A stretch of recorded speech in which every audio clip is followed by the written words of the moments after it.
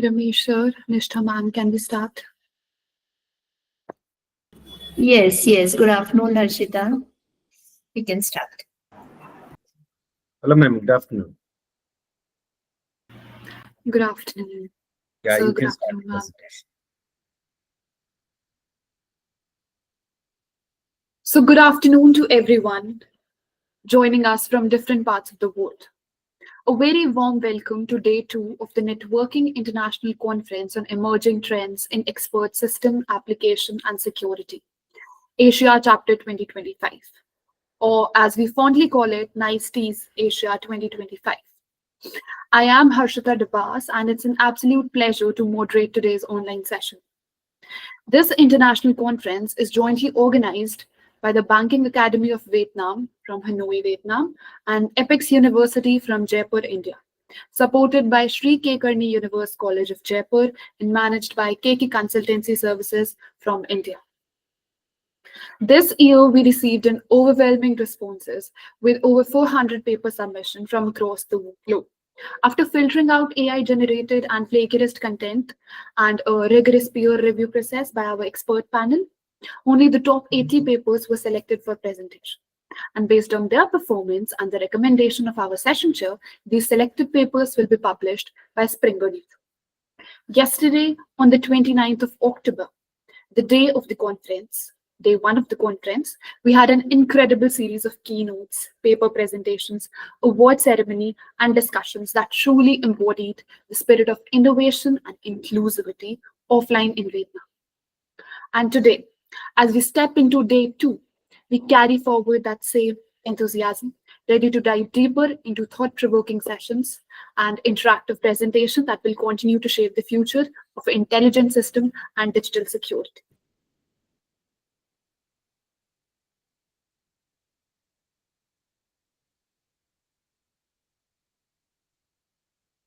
With that, I am very pleased to introduce our session chairs for this segment. Ramesh Sir, Ramesh Babu Pittala, Associate Professor in Department of Information Technology from Anurag University, Hyderabad, and Nishtha Kesswani Ma'am, Associate Professor in Central University of Rajasthan, Ajmer, India. Before we proceed further, I would like to share a few important instructions for all of the paper presenters to ensure a very smooth and timely session.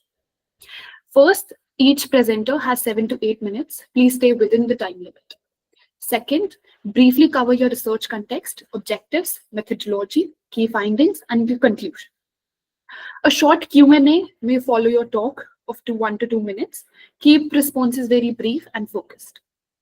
Fourth, keep your mic muted when not speaking. Stay for the full session to support the fellow presenter. Now, with the kind permission of our session chair, we would now like to proceed with the paper presentation. Yes, ma'am. You can start the presentations. So, thank you so much, sir. We'll start with the presentation. I would like to invite our first presenter for the day, presenting the paper titled Securing Digital Finances, AI-Driven Approaches to Prevent Phishing and API Attacks in Indian E-Banking. Under the code number 321, I would request Ms. Reema Singh to kindly take the virtual stage and begin the presentation.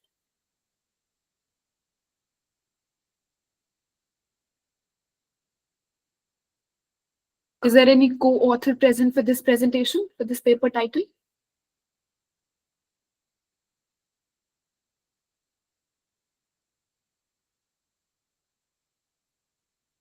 Okay, we'll move on to other paper title.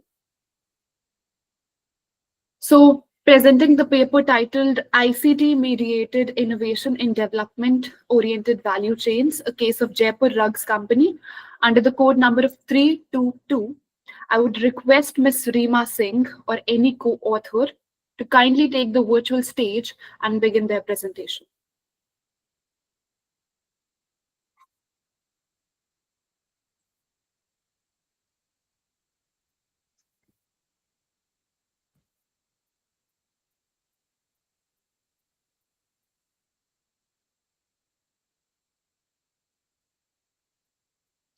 Okay, we'll move on to third paper title.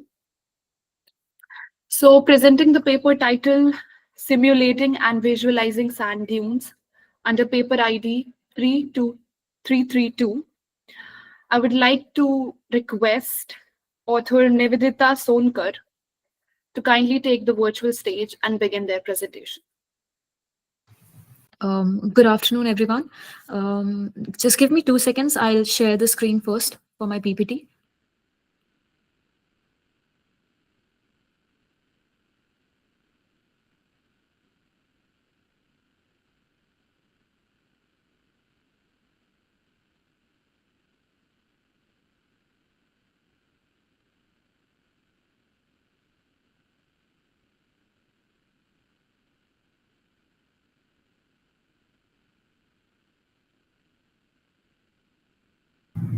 Okay, may I please know that my PPT is visible?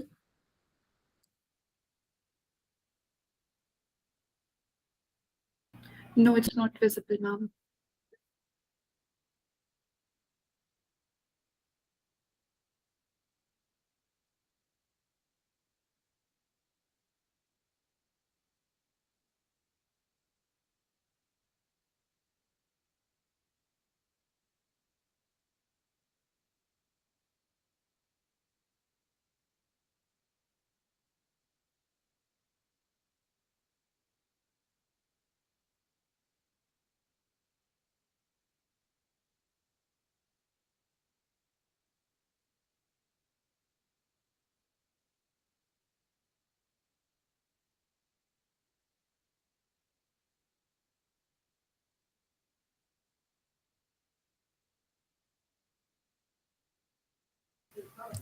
Hi, is it visible now? Yes, it's visible. Okay. Is it okay now? Hello? Yes, it's visible. Okay. So I am starting with my presentation. A very good afternoon to all of the distinguished delegates and the respected session chairs and the fellow researchers that are present in this meeting. And it is a privilege for me to be here at the Networking International Conference on the Emerging Trends in the Expert Application and Security, the NICE TEAS. And my topic for today is Simulating Visualization of Sand Dunes. I am Nivedita Sonkar, and my fellow authors are Paridhi Chauhan, Shreya Avasthi, Anushka Srivastav, and Sneha Sopa. And I would go on with my motivation for this. So, our study began actually with a fundamental question on how we understand and predict the behavior of something as dynamic and as unpredictable as the sand dunes. In the arid regions like the Thar Desert in India, the continuous reconfiguration of the dunes due to the wind-driven processes poses serious risk. These risks aren't just environmental. They affect the infrastructure, transportation routes, and even the defense operation. For instance, migrating dunes can block highways, bury power lines, and obscure landmarks that are critical for military navigation and logistics. Here, we needed something that has a good mathematical calculation and 3D visualization for the analysis of these dynamic sand dunes. And here, we propose our sand dune dynamics and simulations. The sand dunes are fascinating natural systems continuously shaped by wind, gravity, and sedimented transport. But beneath this beauty lies the complex physics that governs their formation, movement, and interaction with the environment. And to address these complexities, we have something that is called the hybrid simulation framework that combines the MATLAB and the Blender simulations. Now, talking about the related works, uh, um, by so far investigating and finding out the researches so far in this particular topic, we observed that most of the people lacked 2D simulation or the visualization outputs, or maybe they were too complex for the calculating parts. The GIS and LIDAR-based morphodynamic methodology that was latest of 2021 even lacked the visual simulation. But Our methodology here was to integrate something that was hybrid framework and that integrated analysis as well as visualization.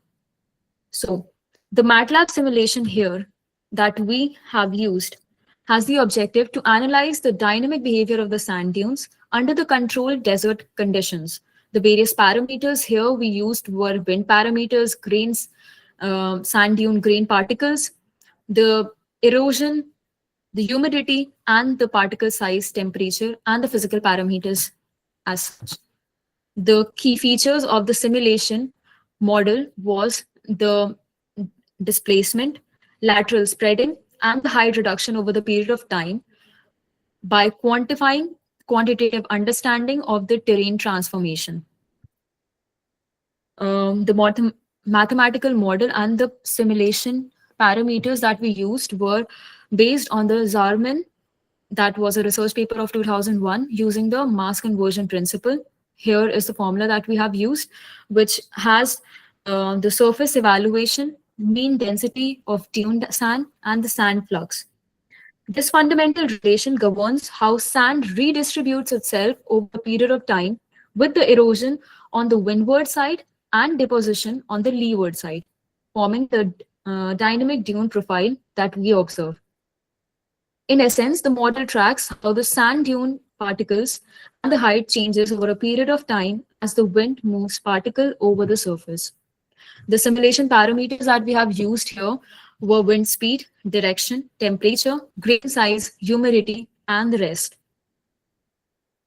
Now, we also had the blender-based 3D simulation and control, where we have used 3D visualization of the same parameters, and we have seen how this actually works, and we are able to analyze and visualize things more effectively, which was something revolutionary.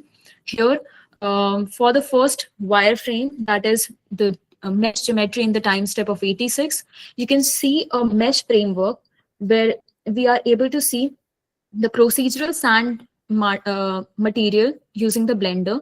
And here we are actually able to visualize how the structure and the formation of the sand dune actually looks like. You can actually feel the slope, the crust, and the surface texture later with the various parameters. And as the wind flows, we can see how these shapes are being affected, how the particles are being affected using this. The various parameters here are actually able to showcase how the time steps and the wind parameters, the various parameters, are able to move the sand dune shape, displace them over a period of time step, and eventually visualize them in a 3D way. The resultant discussion helped us to analyze the MATLAB-based parametric analysis, where we have used the various parameters, and we could showcase how the high temperature increased the sand mobility, moisture reduced the movement, random wind events introduced realistic variation in the sand dunes, and these various morphologies. Now, in this particular graph that is being shown is how we have used the various parameters in the MATLAB and actually showcased how the various variation of temperature, wind speed, and wind direction were eventually affecting the height of the sand dune. Here, we have also shown the dune morphology influenced by the wind and the climatic variation in the MATLAB simulations. Later, the result and discussion helped us to implement the wind force field and the procedural terrain displacement. These parameters helped us to actually resemble the natural barkans and the traverse dunes, which were able to showcase realistic ripples and sand distribution. The MATLAB quantitative results and the blender helped us to visualize something that was so impactful and realistic that could be used as a hybrid framework. And here the MATLAB-based simulation blender visualization helped us to create the model that we eventually aimed. The numerical accuracy, the visual realism was offering a dual advantage in analysis and understanding. This also demonstrated a strong potential for the military navigation, infrastructure design, and environmental management in the desert region. Now, We can also say that in future we can also apply these parameters and integrate them with the machine learning models to predict dune migration based on historical satellite data, introduce real-time forecasting and sensor-based feedback loops for adaptive simulation, and extend this framework to model other granular phenomena such as riverbeds and snowdrifts. Ultimately, this research represents a step towards digital desert intelligence, a future where computational tools help us to predict, visualize, and adapt to an environmental dynamic with precision. These are the references. And I would like to thank my entire team and all the jury members present. A big thanks and a gratitude to my Center of Intelligence in Banatali Vidyapith, Rajasthan, which helped me to get an access to the state-of-art infrastructure, including the well-equipped laboratories and invaluable academic resources, which greatly supported this research. And we are sincerely thankful to all our peers for the insightful feedback and constructive suggestions that helped us enhance the simulation and the overall quantity. I once again thank all of you for all the attention. And it was a privilege for me to share my work with you all. And I would be happy for all the discussions. Thank you so much, Ms. Nivedita, for your insightful and well-articulated presentation. We are open to questions now, if any. It was a good presentation, Nivedita, and I appreciate that since you are located at Rajasthan and you have worked on sand dunes. You are a research scholar or faculty? Ma'am, I'm a student. I am a fourth year BTech student, final year. Fine, fine. Okay, okay. Very nice. So I appreciate that in BTech also you are doing research. So Nivedita, some observations about your work. Like I could see in the literature review you have studied some old references 2001 and so. So it would be good that in future you mentioned that you will be enhancing this work in future also. So it would be good if you can incorporate some latest work of 2024, 2025, so that you have like computer sciences, very fast moving area domain. So it would be good if you can incorporate some latest references in future. Sure, ma'am. Yeah. I'll keep that in mind for future. Thank you for your input. Archita, okay from my side. Is there any other question? It's a good presentation. As you told, you try to apply that machine learning algorithms. So it will be a good work. All the best. Thank you so much, sir.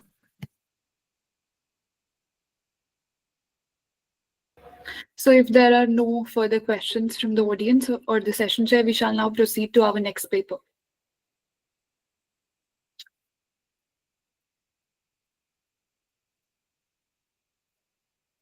Okay, we are moving to the next. Yeah, sure, sir. So presenting the paper titled HSCNET Hybrid Deep Learning Framework for Detecting Sarcasm and Contextually Harmful AI-Generated Text with Explainability. Under code number paper ID 334, I would request author Nilay Vaghela to kindly take the virtual stage and begin their presentation.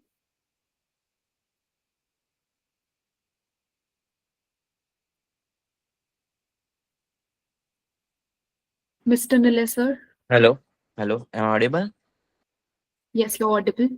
Okay. Just a minute. I will share my screen. Yeah, sure.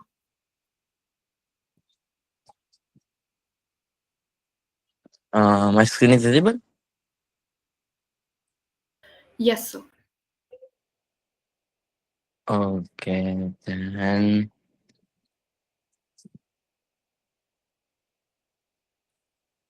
Then good good afternoon, everyone. Respected chairs, professors, and fellow researchers. I am Nilay Vaghela from Florida Atlantic University, and today I am presenting my paper titled framework for detecting sarcasm and contextually harmful AI-generated text with explainability in collaboration with Professor Dhruv Saikalwala from SDJ International College, India.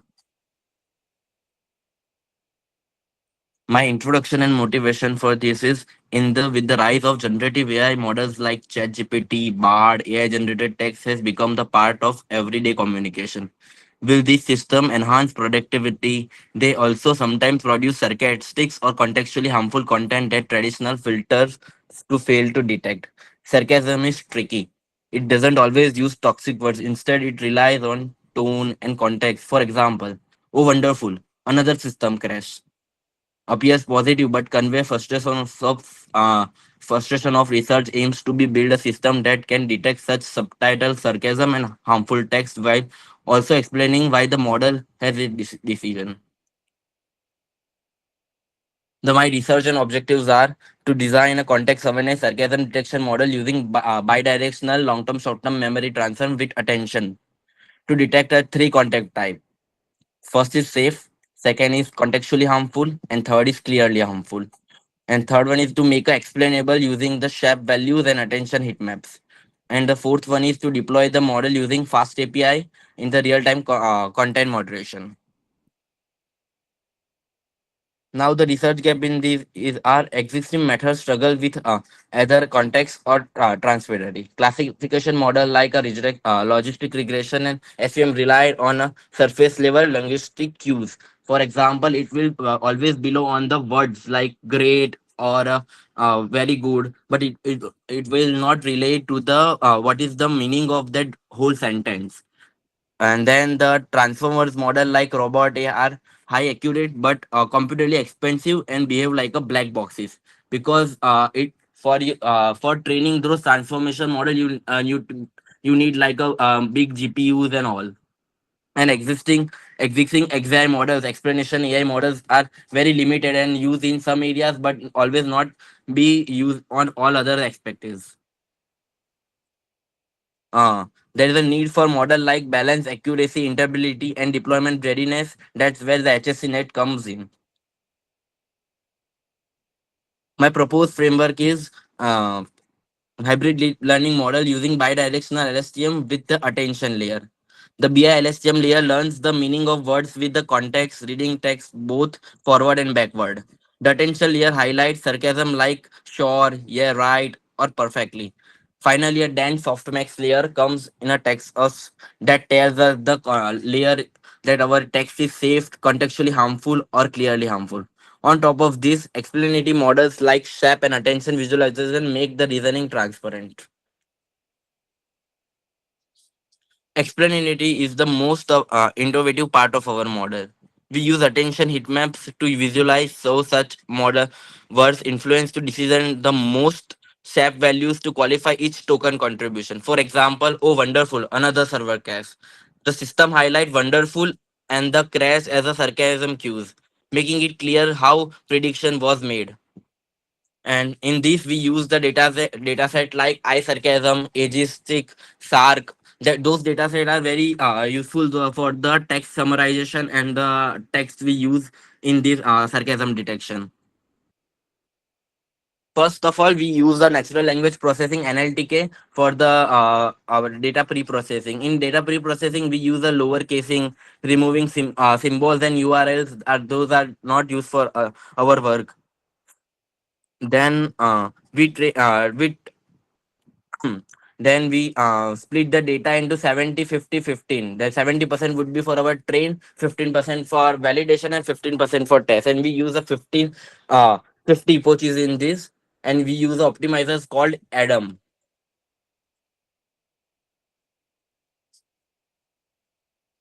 In our classification model, logistic regression give us the 88% of accuracy, SVM model give us the 86% of accuracy, and transformer model give us the 93% of accuracy. But our proposed HSC net give us the 96.25% of accuracy, 97.43% of precision, 96.88% of recall, and 97.15% of F1 score. Hmm. Explainability of evolution. This method, attention heat maps explain 91% of prediction. 93% of SAP's code, and continued framework give us the 97% of the total higher accuracy. For example, oh great, another perfect solution from you. In logistic regression is classified it in safe. Our HSCNet correctly identified it is a contextually harmful. The attention map highlighted great and perfect as a sarcasm cues and providing that the model contextual understanding. We demonstrate our framework doesn't just use, it explain why. And it is the main our work that our model also tells us that why the sentence is contextually harmful.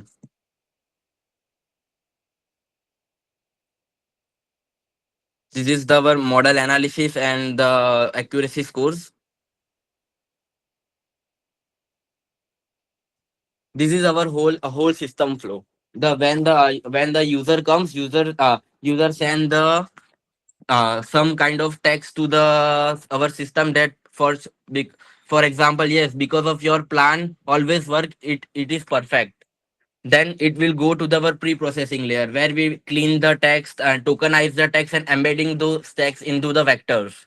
Then it will go to the our BI-LSTM layers. The BI-LSTM layers will BI-LSTM layer is also done the text summarization and also detected those cues. After it will go to the attention layer. Attention layer will classify those in the safe, contextually harmful, and the clearly harmful data, and then we'll cover our explainability layer. And we will deploy this our project on a fast API because of the fast API, very easy to use and for our for other people's deployment using fast API. We created the two REST endpoint that has predict and the our input first we input text, output label, and explanation heat map. The our final answer would be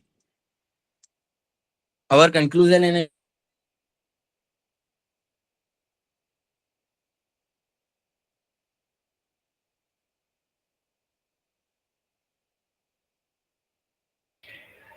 Nila, sir, you are not audible.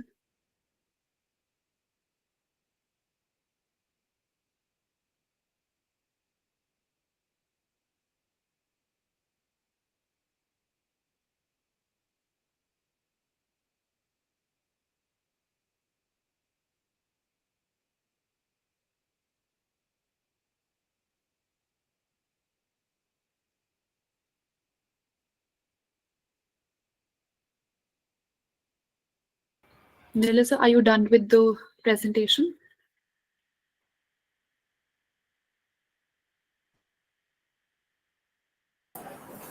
Hope he's having some technical issue, madam. I think you can ask next hello. presentation to start. Am I audible?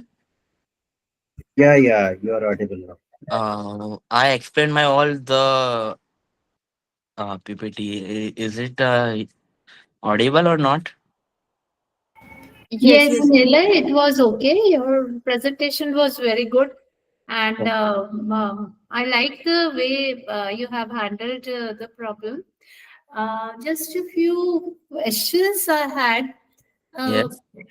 what is the role of attention in your model? And yeah, I could see that in the model you have used attention twice, one in the attention layer and one in the explainability layer. Yes. Yes. So, Yes. what Yes. was the reason why you used it twice? So, my main reason was the BILSTM layer is the and BILSTM we need a attention layer. There is one attention layer and we use a SAP as as a attention layer. So we cannot rely on the one BILSTM. So I checkpoint those two attention layer. So if is one is wrong, then other one would be the come, and if it's that it will give me the average of these scores. Okay, okay. So, Yes. Nila, your work was good. I liked it. And Yes. I like the way you found out the research gaps also. It is important to identify the research gaps and then handle the problem. So, Yes. all the best. Because of the fellow work, I always work on a logistic regression and SVM like two old classification models. But right now we have BILSTM and too much deep learning models. So I work on a because of BILSTM model works on a backward and forward also. So it contain a whole sentence meaning. not only the word meaning. Okay, Nilay, good. Yes. It's been a good presentation. All the best. Thank you. Thank you so much, Nilesa, for your insightful and well-articulated presentation. And if there are no further questions from the audience of the session chair, we shall now proceed to the next paper. Okay. Now, paper title, Enhancing Biometric Security with Advanced Liveness Detection, Techniques, Application and Challenges under Paper Code 395. I would request author Devyansh Devani to kindly take over the virtual stage and present their presentation. All right. So thank you so much, Harshita ma'am, for giving me the chance. Am I audible and my screen is visible, right? Yes, you're audible and your screen is also visible. All right. Thank you so much. So good afternoon, respected chairpersons, Ramesh, Babu, Pittala, Associate Professor, Department of Information Technology, Anurag University, Hyderabad, Ma'am Nishtha Kesswani ji, Associate Professor, Central University of Rajasthan, Ajmer, and my fellow researchers. I'm Devyansh Devani, and it's truly an honor to present our research title, Hence Biometric Security, and with the advanced liveness detection, techniques, application, and the challenges one. So this works may represent a collaborative at work with my distinguished co-authors, Dr. Chandra Prabha Jain, Ms. Archana Dubey, Mr. Heman Mittal, Mr. Girija Lavanya, and Mr. Nikhil Vijay. So togetherly, we have explored one of the most critical frontiers in digital securities, ensuring that the biometric authentication systems can be distinguished not only who a person is, but also whether they allow or they are the truly alive. So in my presentation, I will explain through how the AI-driven liveness detection is redefining the biometric authentication through the transforming of traditional systems into the intelligent, and also with the adaptive, also includes the fraud in residence frameworks capable of the protecting identities in an array dominated by the deep fakes and the system, the synthetic attacks, we can say. All right, so let's first begin with my abstract here. So let's begin with the core motivation behind our study. So in paper, the hyper-connected digital era, we are rapidly moving beyond the traditional passwords and the pins. So towards a world, we can say, where the biometrics define our digital identities. The fingerprints, the facial scans, and the iris patterns have become the keys that unlock everything from the we can say smartphones to our financial accounts as well. So that's a like the confidentiality manner. So however, with the like convenience comes with the vulnerabilities. Imagine a hacker gaining access using nothing but a high resolution photo, or we can say a video replay. Just like a video is posted on your Instagram or Facebook or whatever like the social media is, or even a 3D printed mask as well. So in such scenarios, the identification or the identity verification system once considered secure and can be easily disread. So that means this is precisely where the liveliness detection becomes the game changer. It acts like the digital gatekeeper one, ensuring that the biometric input originates from the live only one, like breathing humans, not from an imitations or the synthetic reproductions.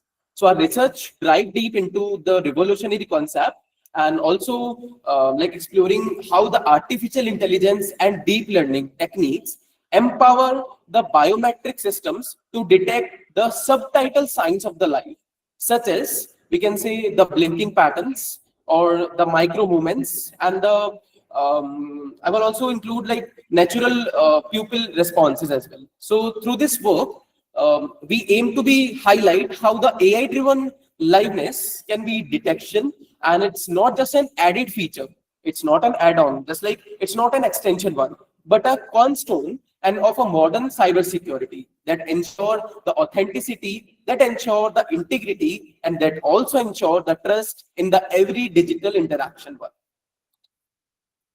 Let's see, move to the introduction part here. So the biometric authentication, where it's a facial, whether it is a like fingerprint or the iris recognition, has truly redefined the landscape of the digital identity verification. So, however, as we with the every advancement, this convenience has been invented a new wave of sophisticated cyber threats. So today, the attackers are no longer limited to the stolen password only. They exploit the high-resolution photograph, the 3D printed mask, and the AI-generated deepfakes that I already explained you to deceive the biometric systems with the alarming precision.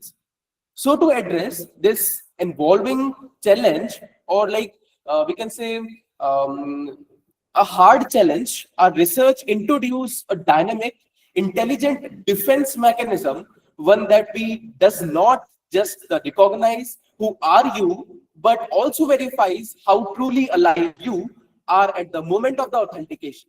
So that is the main thing of our research paper and our research project. So the essence of our approach lies in a simple yet powerful concept, a system that preserves lives in the motions, capable of detecting the subtypal like biological clues, blinking, micro movements, and the pupil reactions that distinguish a real human presence from a synthetic imitations. So in essence, we are moving beyond static recognition towards the biometric that think, that learn, and that respond into the real time only. Let's see what is the objective and the scope. So our primary objective was clear and focused one as well: to design, to develop, and to validate a robust motion-based iris liveness detection system capable of distinguishing the genuine human interaction from the sophisticated spoofing attacks. So at the heart of the system, it lies our focus on capturing the subtitle, or the we can say involuntary dynamic of the human eye, such as the pupil dilation, micro movements, and the natural blinking patterns. So I will also include that these are the biological signs that are unique, that are spontaneous, and that are virtually impossible to replicate through the artificial means, making them powerful indicator of the real human presence. So our ultimate aim is to achieve the high security, high accuracy, high rapid verification, and the strong scalability, ensuring that this solution can be seamlessly integrated into the real-world environments, from the secure banking system and the healthcare identity checks to the critical infrastructure and the access control.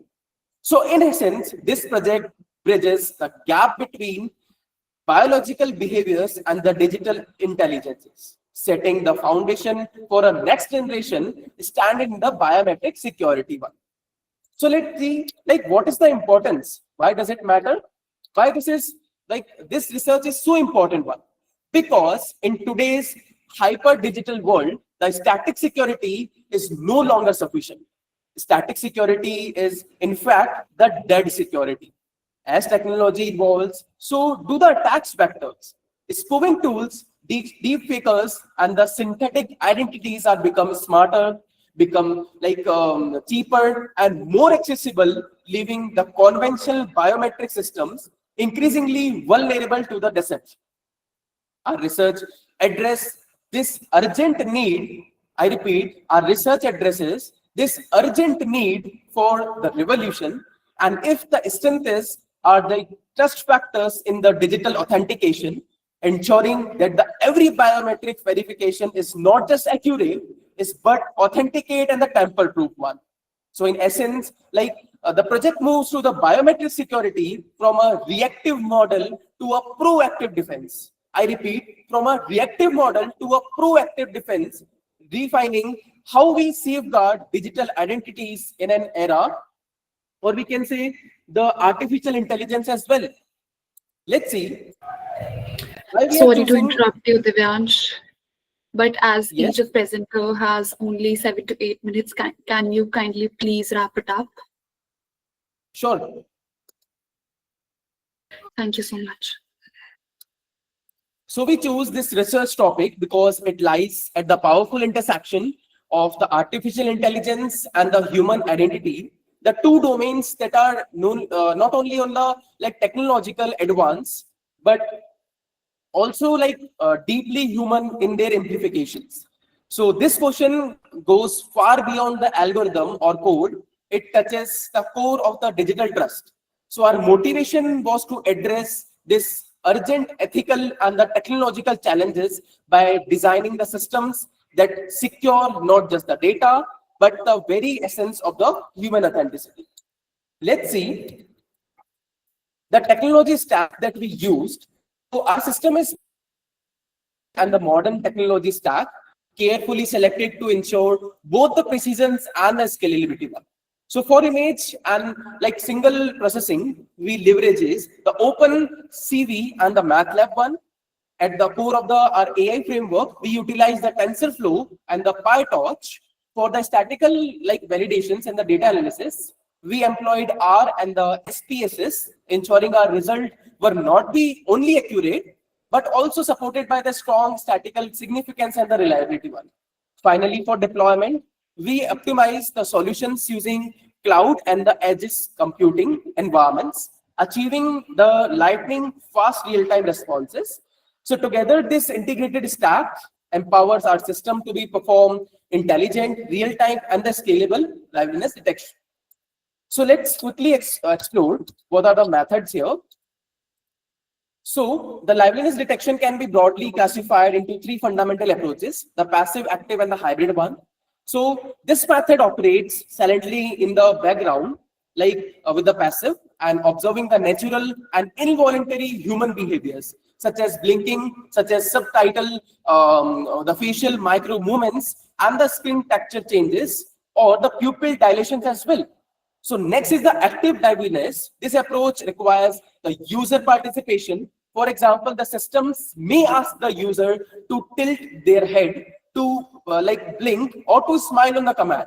So finally, we have hybrid liveliness detection model, which combines the strength of the both methods. So it begins with the passively monitoring the user's natural cues and automatically triggers active verification if any anomaly or the suspicious method or the suspicious pattern is detected. So this multi-layered strategy provides a balance, or we can say the perfect balance, strong adaptive security without compromising on the user's experience or the system efficiency as well. Let's move towards the architecture part. So it begins with the capture state, where the high resolution RGB and the infrared cameras record the live view of the user iris. This dual sensor ensures that the system captures not only the visible textures, but also depth, heat, and the reflective properties as well. Let's see the methodology. So our methodology is designed to be multi-layer, intelligent, and the adaptive, ensure robust defense and against every possibility is moving the TAM. So this begins with the data collection, and this ensures that even if the biometric data is compromised, unauthorized access remains nearly impossible. So at the heart of the framework, it relies on the AI-powered liveliness detection model. So finally, automated, the alert and the reporting system ensures that administrators are instantly notified of any detected fraud attacks. So in that sense, our methodology represents a complete end-to-end security framework. Now let's see a diagram. Divyansh, so So- can you please jump to the conclusion, as you are far exceeding the time limit? Sure. So let's move the proposed solution one. So the proposed solution will be, our solutions takes a bold and the intelligent approaches to combating the fraud, and it's fights deception with the intelligence. So these biological clues that are shown on the slide from a digital signatures of the vitality, and one that is extraordinarily difficult to forget, and also no photograph, no mask or recorded videos can be replicated the nature, variability, and the timing of these organic motions. So here we have our results with us. So let's quickly move to the numbers. So the proof is in the numbers. So our model has achieved an average liveliness detection of accuracy of 96.5%, demonstrating a remarkable improvement in distinguishing the real users from the spoofing attempts. So the false acceptance rate far, which indicates how often imposters are incorrectly verified, and dropped sharply from the 8.4% to just 1.9% here. So I quickly conclude my presentation here. So through this work, we are effectively choosing the door on the spoofing and the synthetic attackers, and the opening the path towards a more transparent, reliable, and the trustworthy digital ecosystems. So this integration of AI and the human biology represents a powerful evolution, one that ensures security systems are capable of recognizing not just the identity but the authenticity.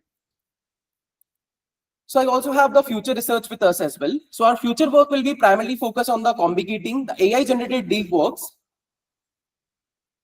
once on the most critical challenges in today's digital landscape, and a third major focus areas is the privacy, preserving the artificial intelligence. So this approach not only the strength of the data production, but also aligns with the growing need for the ethical AI practices as well. I conclude my presentation, and also research, I'm asking for the queries with a code. So research refines through the reflections, but your reflections are most welcome. So thank you. That's all to answer the queries. Good presentation, Divyansh. Thank you so much, ma'am. Your work is also good. The only concern is that the administrators would be very happy because you are enhancing the biometric. Yes, ma'am. Because You are a student at JCRC. no, ma'am. I'm working at JCRC as a teaching assistant. Okay. So, what is the baseline model? Did you compare? You compared with the baseline model. What is it? Which baseline model did you compare with? The baseline model, right? Yeah, you compared your proposed work. I could see in the slides with the baseline model. Oh, yes, ma'am. So what was it? What was Yes, the ma'am. So the baseline model of our research is traditional convolutional neural networks, the CNN, and the architecture that performs the static images based on the classification of the liveliness detection. Okay. We hybrid the CNN and RMN framework. Okay, Divyansh. Okay. All right. Thank you so much, ma'am. Yeah, can you tell me the algorithm, what you have used it for the generation of your results?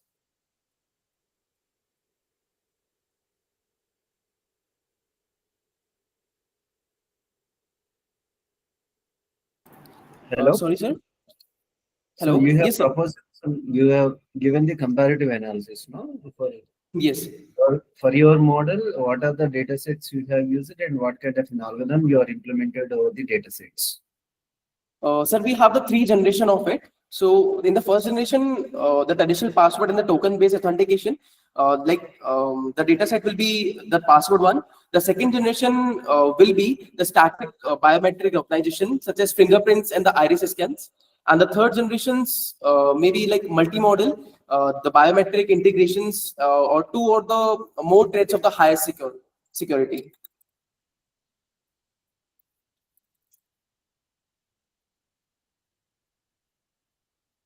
Okay, all the best. Sorry, sir. Okay, ma, good presentation. All right, thank you so much. Yeah, thank you.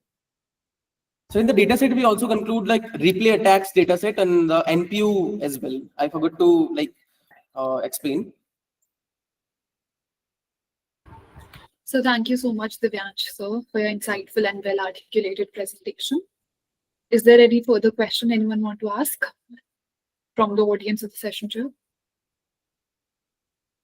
We can have the next presenter, Harshita. Yeah, sure, ma'am. So we shall now proceed to our next paper.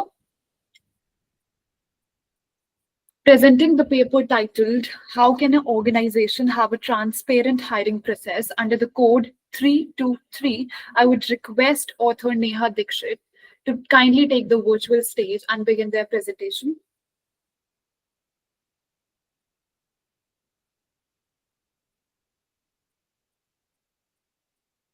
Is there any co-author present for this paper title?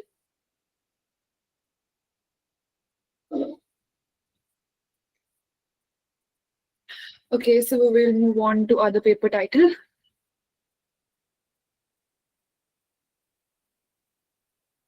Presenting the paper title, Securing Digital Finances, AI-Driven Approaches to Prevent Phishing and API Attacks in Indian E-Banking under the code paper ID 321, I would request Ms. Reema Singh to kindly take the virtual stage and begin their presentation.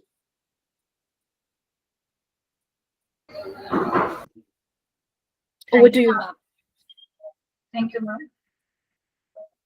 Very good afternoon to the chair, respected professors, distinguished delegates, and my fellow researchers. I'm Dr. Reema Singh, representing Kodar Group of Institution, Jaipur, and it is indeed my privilege to present our research paper titled Securing Digital Finance, AI-Driven Approaches to Prevent Phishing and API Attacks in Indian E-Banking. This study is collaborative work with my co-author, Dr. Preeti Garg, Ms. Manavati Pawar, Kapila Ma, and Dr. Vijay Singh Rathore, sir. I sincerely thank the organizer of NICE TEAS Asia 2025 for this opportunity to share our findings. Am I audible, ma'am? Yes, ma'am, you're audible. Yeah. So let me share my PPT to all of you.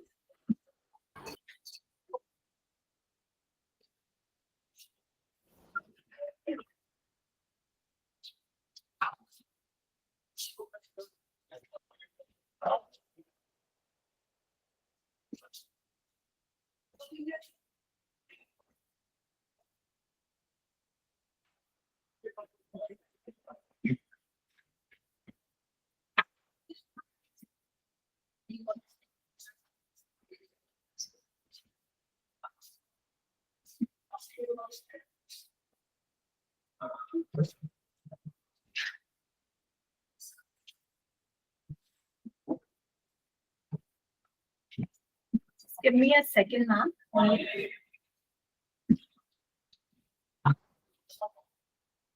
Ma'am, can you repeat? Give me a second only, ma'am. Yeah, sure.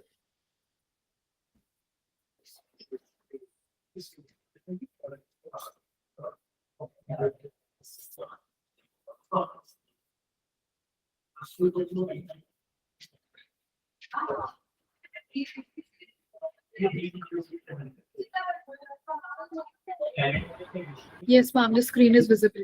Yeah. So, as per my topic concern, that India has emerged as a global leader in a digital payments, especially through the UPI payments, which process transactions worth of rupees 1,005 lakh crore in a financial year of 2023 and 24. However, this digital revolutions also brings new challenges. The same period witnessed a 708% increase in a cyber frauds between 2021 and 2024. And total reported banking frauds across the rose from 13,564 to 36,075. These alarming figures point to systematic vulnerabilities in technology, regulations, and user awareness, which for the foundations of our study.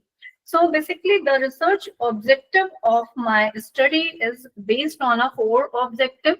That is a main key objective of my research study. So the first one is to examine fraud patterns and emerging trend in Indian e-banking system. The second one, to access the vulnerabilities across technology, regulatories, and human dimensions. And the next one objective, what is mentioned over here, to review existing safeguards and their effectiveness. And the last one is to propose an AI-driven and multi-stakeholder prevention framework.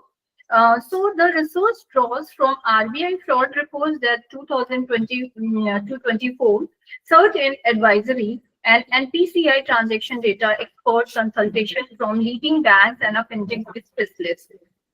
Now, the fraud landscapes between 2020 to 24, that e-banking frauds in India have risen from 19.3% year on year, with overall 11,000 incidents in financial year 2023 to 24. The main characteristics include phishing, SIM swap, and credential theft, fake applications, and malware-based attacks. Each reflects an evolving sophistication in cybercrime, where technology, social engineering, and user manipulations coverage. So my case study is based on that a phone pay phishing crisis, which one of the striking example is the phone pay phishing scam in early 2024, which is spread across 18 districts of the Uttar Pradesh. So the fraudsters circulate fake refund link via messaging application, unsuspecting users entering their UPI pins, and lost funds with a total losses exceeding rupees 2.6 crore. The key takeaway of this research is, even in technologically robust system, human vulnerability remains the weakest link here.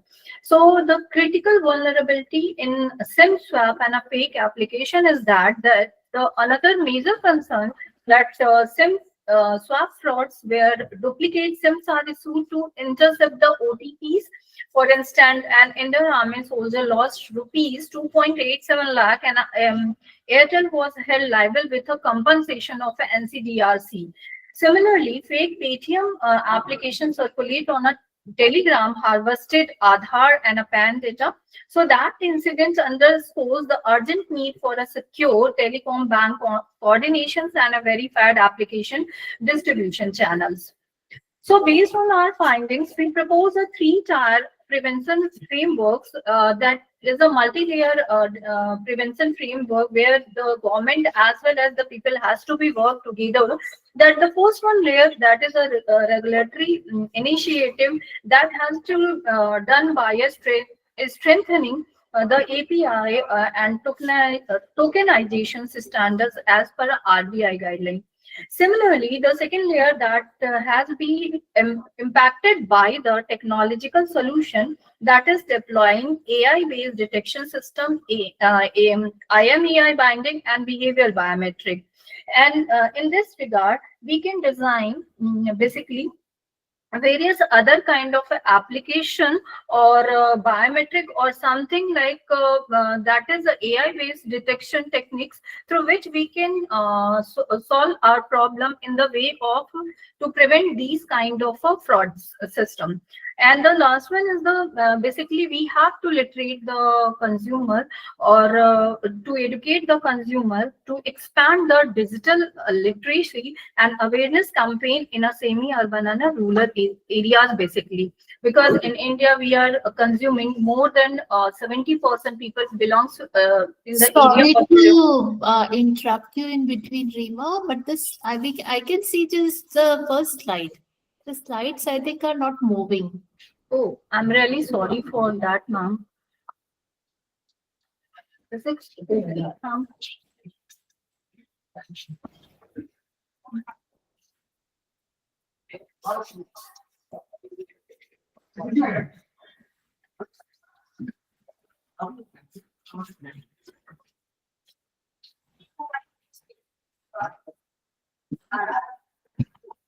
Let me check, ma'am, my Maybe you can restart the presentation and that should work. now, ma'am, is it working? It's not moving. For me, I can see just the title slide. Okay.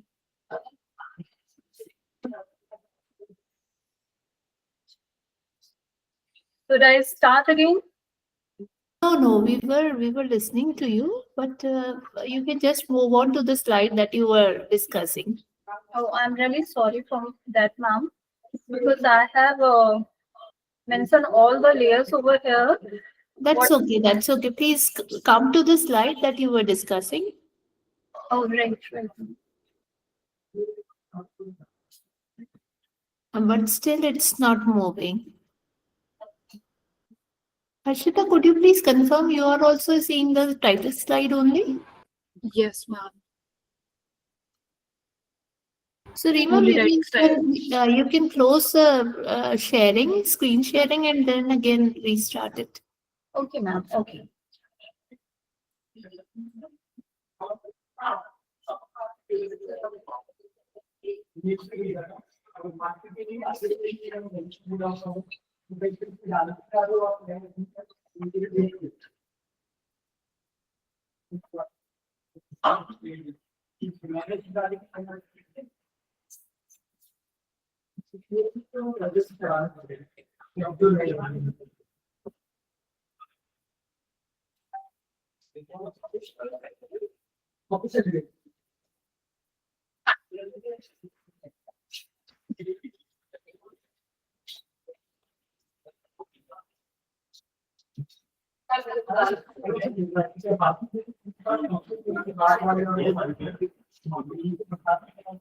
Ma'am, my screen is visible or not? Yes, now it is fine. I can see regulatory and technological arsenal. Okay, this is after that a three-tier prevention framework, which I have already discussed that we are working on a three level of a prevention to check this fraudism. That is a regulatory and technological, and we can aware the consumer to in a form of to aware them to basically the semi-urban and rural areas people. So the next one, that is a regulatory and a technological. On the regulatory front, the RBI guidelines 2023 that it is now mandate real-time and AI-powered fraud monitoring. So there must be a tokenization rule since 2022 that have significantly enhanced the transaction security basically. So if we are talking about on the technological side, that AI-driven fraud analytic led to a 37% drop in a fraud attempts at the SBI after its 2023 implementations. Behavioral biometric now track user patterns like typing speed and device location to identify the anomalies in real time, basically. So these innovations demonstrations how AI can be proactive with defense mechanism in digital banking. These are basically the regulatory and technological arsenal.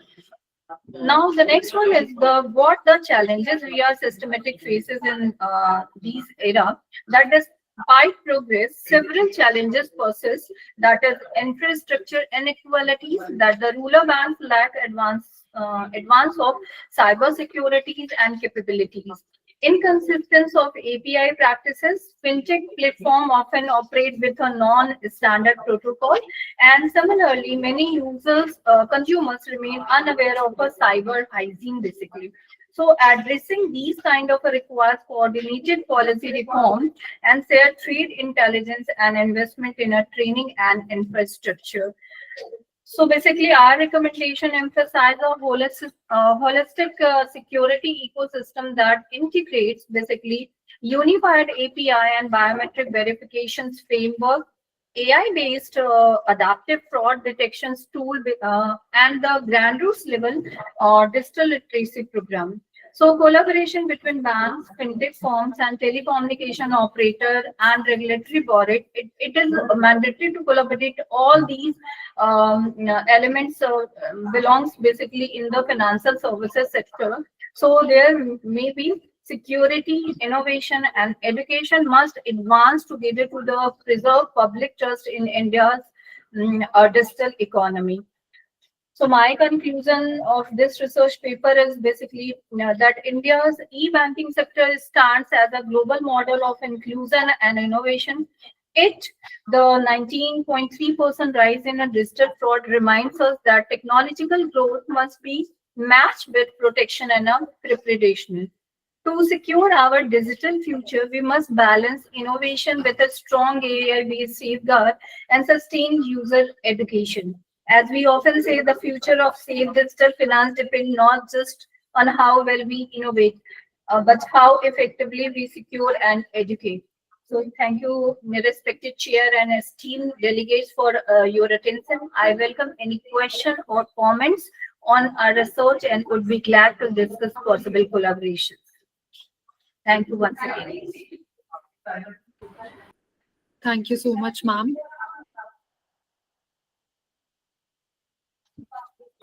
The floor is open for question if anyone want to ask.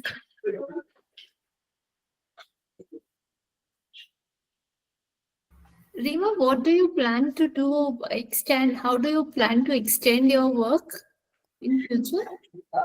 Basically, to work on the system through which we can design one of the questionnaire where we face the challenges of that kind of a fraud, like a fake email and website phishing, what we are facing on a regular basis. So we are designed to design such kind of a questionnaire where we can plan accordingly that the challenges facing by the customer or the system administrator as well.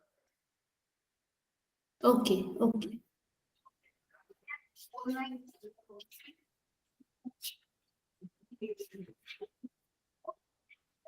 So moving on to the second paper, next paper.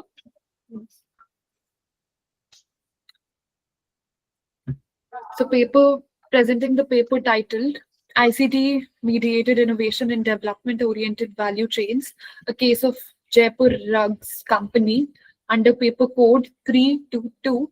I would request Rima Singh to present over the virtual stage. Thank you, ma'am. Yeah, sure. Over to you.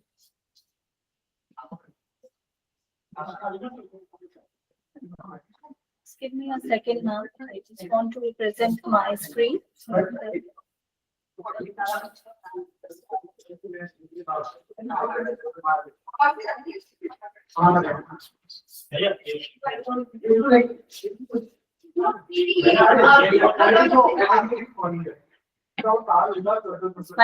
screen is presenting. Yes, ma'am, your screen is visible. So I'm honored to present my second paper title, that is ICT Mediated Innovation in Development Oriented Value Chain, a case study of Jaipur Rugs Company. This study is a joint work with my co-author, Mr. Sujit Ravindran, Dr. Vijay Singh Rathore sir, Dr. Tina Bharti ma'am, and Dr. Aditi Parekh. I would like to thank the organizer of this show for this opportunity to share my research paper here. In today's global economy, information and communication technology has emerged a powerful bridge between grassroots artisans and international markets.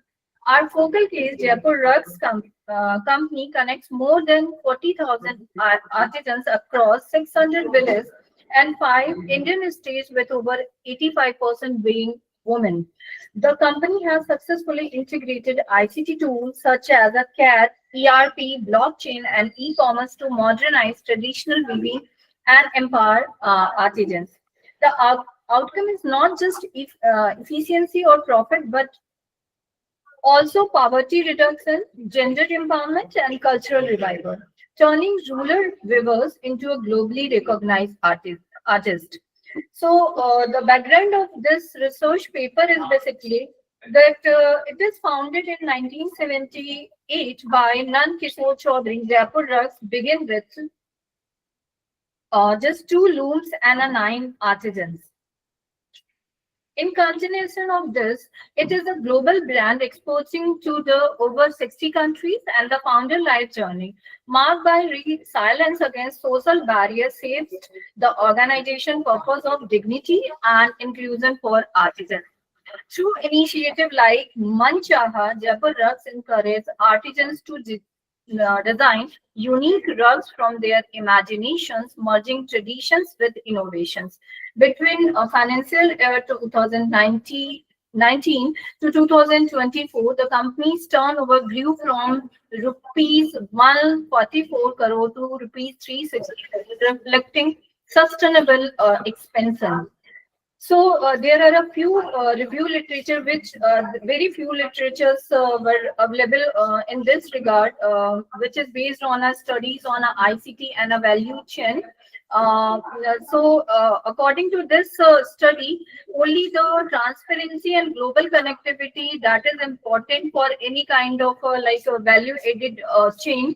So it is basically that the digital illiteracy and inequitable value carpet persists at. Yeah, so my research objective and gaps is basically to examine how ICT innovation transform artisans-based value chain, to analyze Jaipur's integration of ICT with tradition weaving system, to develop the Jaipur's way, a framework that combines technology and consciousness driven management. Sorry. And the next one is to access the socio-economic impact on our artisans, especially women and our marginalized groups, to provide policy and managerial insight for inclusive ICT adoptions. So basically, the research gaps lies in lack of empirical studies on ICT's role in dignity, empowerment, and consciousness-driven business model in the grassroots sector. Basically, the ICT integration in Jaipur rugs demonstrate how ICT is strengthened every part of the value chain. So the first thing that is designed to add or to value added in Jaipur rugs, so incorporate ERP and CAD tools is streamline production and a design. And the second thing which include in this, that is a blockchain which ensure transparency in payments and authenticity. And the third thing which is important to value added of Jaipur rugs basically, that is e-commerce platform which is which connects artisans directly to the global buyers. That impacts is measurable. That the finding of this research is that average artisans' wages increased by 120% from like rupees 4,500 to rupees 9,900 between 2010 to 2020, and the artisan base double.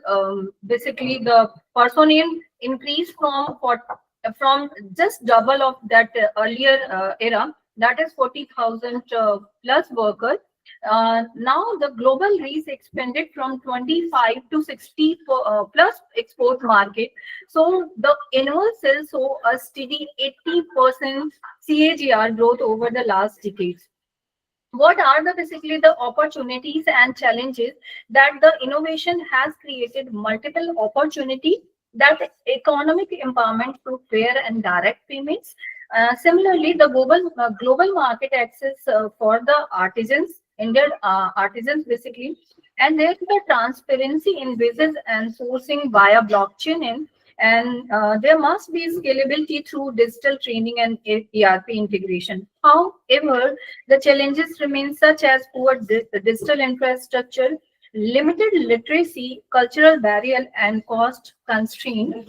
Jaipur rugs address there are through various mode. We can other like value added program like solar power ICT hubs, vernacular training application. They are planning to include these kind of things, blockchains for a trust, and the CSR funded open sources ERP system. They are increasing these kind of like value added program in their Jaipur rugs model. So these are basically things. Now come to the part of JR-Wave models. The JR-Wave represents Jaipur rugs distinct approach that blends ICT innovation with human consciousness. It basically emphasizes four key dimensions, that is dignity, that is transparent wages and respect for artisans and creativity, that the family, the bridging gap between the urban and a rural digital gap through inclusive leadership, The third thing that is important for that is a personal evolutions that is promoting basically the digital literacy and self-confidence. And the last and most important thing are the encouraging artisans' autonomy and their ownership. This model moves beyond efficiency and it creates emotional, cultural, and spiritual value within economic system. So my case example is basically that the Jaipur Ways is adopting Manchaha project. That the Manchaha project is beautifully illustrated the JR way in a action that artisan, mostly rural women, design rugs from their own imagination and in a customized way that is known as the rugs from the herd basically. So ICT tools capture their design digitally, allowing them unique creation to be sold worldwide through e-commerce platform, and the customer can view the artisan's story and their experiences, receive from premium recognitions and fair compensation. So these initiative transforms weavers into artists basically, so ensuring both creative dignity and sustainable livelihoods. So the policy and impact indicators of this research paper is basically 70% of the artisans are first generation earners, a clear sign of a poverty elevations. 85% are women, which representing strong gender empowerment, and 65% report reduced migration and revive weaving practices that is showing basically the sustainability. The brand enjoys premium positions in 60% global market. So the result demonstrate how ICT can drive both economic growth and social inclusion. So my future direction for this like research studies to sustain and scale these innovation.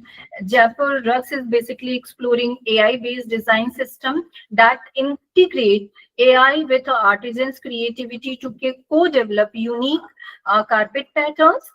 Similarly, they have adopted blockchain for transparency, allowing customer to scan a QR code to see artisans' identity, work hours, and wages. Similarly, ICT hubs in a village setting up a digital training center and entrepreneurial labs for youth and digital literacy program that create peer learning and vernacular application tutorial for women artisans. So these initiatives aims to make ICT adoption inclusive, scalable, and sustainable. So my conclusion of this research is basically that ICT is a value chain is not just a tool for efficiency, it is a catalyst for a dignity, empowerment, and inclusion. So Jaipur exam basically how a company can blend traditional craftsmanship with a modern technology, achieving both profit and purpose. So the JR way stand as a replicable global model, providing that development oriented value chain can be both competitive and compensate. By integrating technology, consciousness, and inclusivity, Jaipur Rugs has set a new paradigm for sustainable business. So I express my sincere gratitude to organizing committee, our co-researcher, chairperson, and the Jaipur Rug Foundation for their vulnerable support and data access. Thank you, respected chair and esteemed audience, for your attention. I will be happy to take question or suggestion. Thank you, ma'am. Thank you so much, Rima ma'am, for your insightful and well-articulated presentation. And we are now open to questions, if any.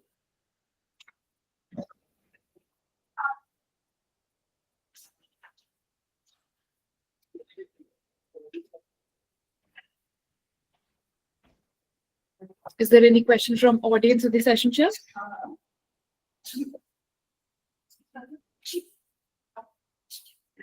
Okay, so we shall now proceed to our next paper. Thank you so much, Mama.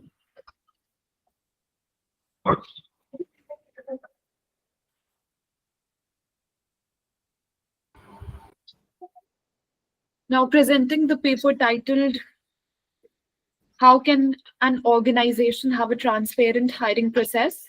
Under the code 323, I would request Ms. Neha Dikshit ma'am to kindly take the virtual stage and begin their presentation.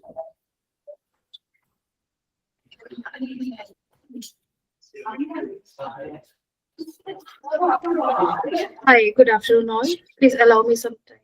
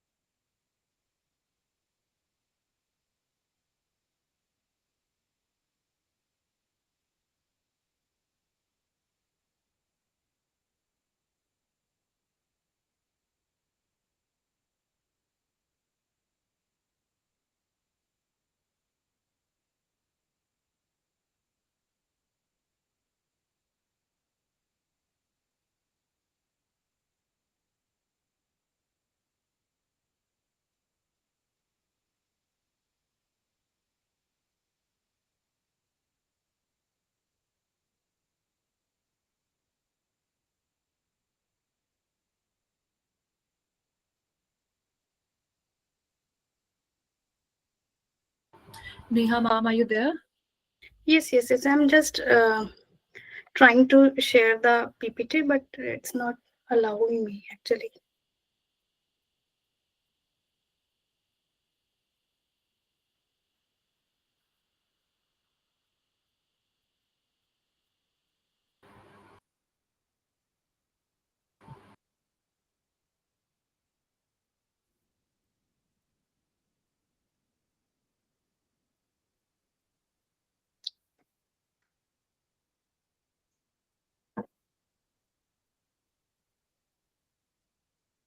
Ma'am, is there still a problem? Is it visible now? Yes, ma'am, it's visible. Okay. So, hello all. This is Neha. I am here to present on the topic of how can an organization achieve a transparent hiring process. And I'm doing this research from IES University Indore, and I'm deeply grateful for my mentors and my co-partners Sachin Swami and Ms. Ranjana Mishra. So the proposed just a minute.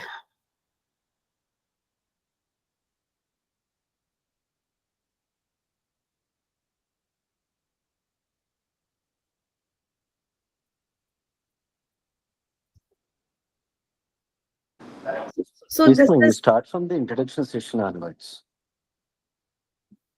yes. Hello. Yes. So Ma'am, the proposed methodology screen is right now showed. just a minute. And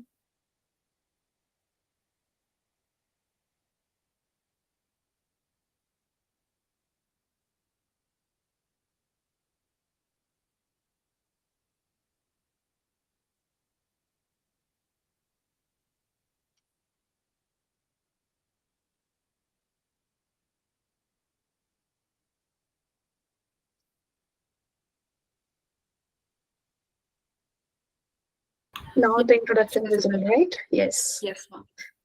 There is some connectivity issue from my end, I guess. So, the recruitment market is nowadays facing multiple challenges. Even today, we have heard like there are lots of retrench from Amazon, Google, and all that, and many of the candidates which are trying very hard to find a suitable job if they got the opportunity, and then they do not get the transparency in the hiring process. So it is very much challenging for the organization as well as the candidate as well. So the authenticity of the human resource management is a widely held issue in this recruitment market, and we are very much needing course of effective hiring strategies to be implemented in the organization for the profitability of organization and the candidate as well. So as the talent first step, when we need for the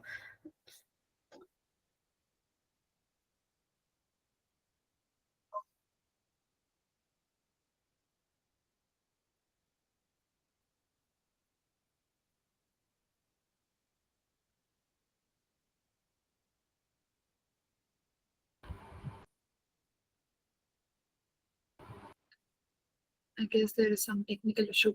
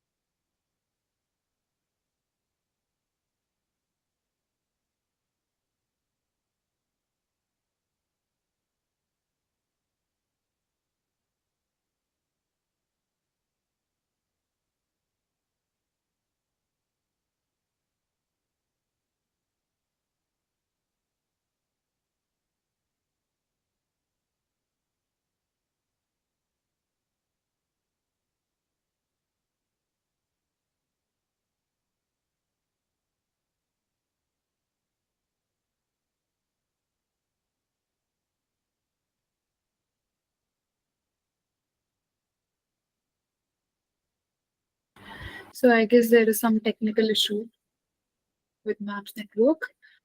We'll wait for her for 2 to 3 minutes, and if she doesn't join the meeting, we'll conclude the meeting. Thank you so much, everyone, for your time.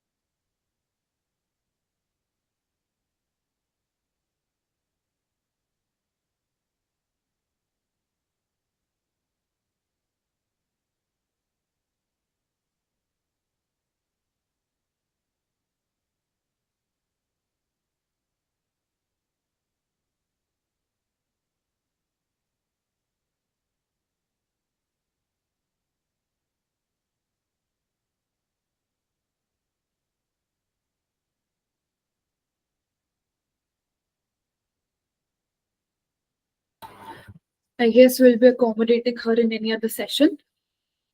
We'll conclude the meeting now. First of all, I would like to screen share the certificates of the session chair.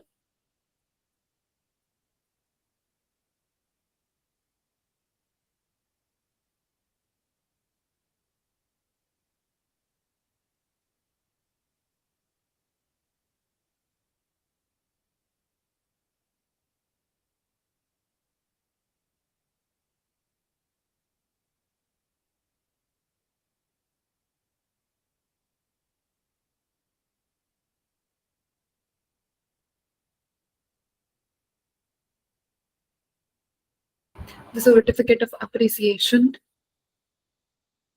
to Ramesh Babu Pittala sir in recognition and appreciation of your knowledge sharing as a session chair at this session.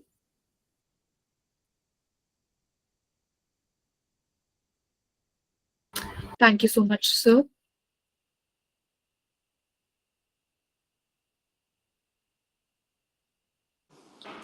Ma'am, thank you so much.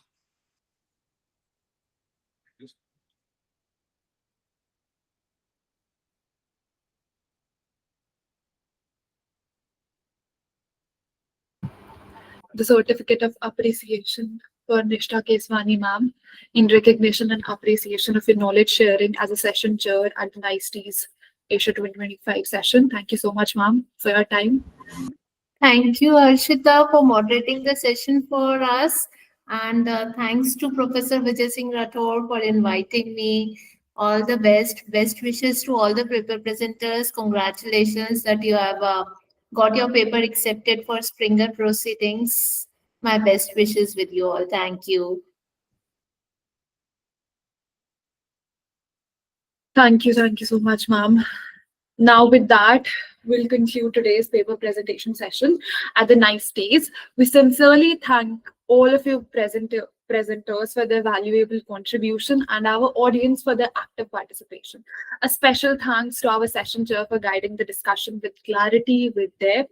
And I would now request all of you participants to kindly switch on their cameras as we will take a virtual photograph for this to capture this memorable session. Kindly turn on your cameras, guys.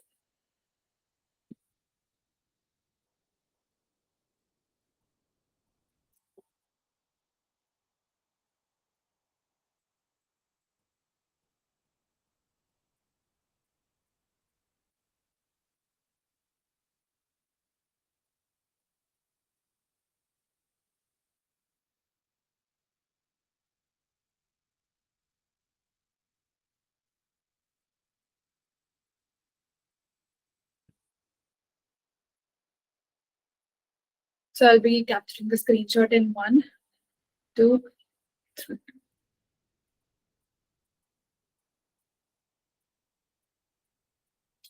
Thank you so much, everyone. We'll take one more screenshot as Reema ma'am has also opened the camera. Yeah, thank you, Arshita. Thanks for organizing the wonderful session. So I thank all the participants and I congratulate the people, those who are presenting in the conference. All the best. Thank you so much, sir. Thank you all, and we look forward to seeing you in the next session. Have a great day ahead.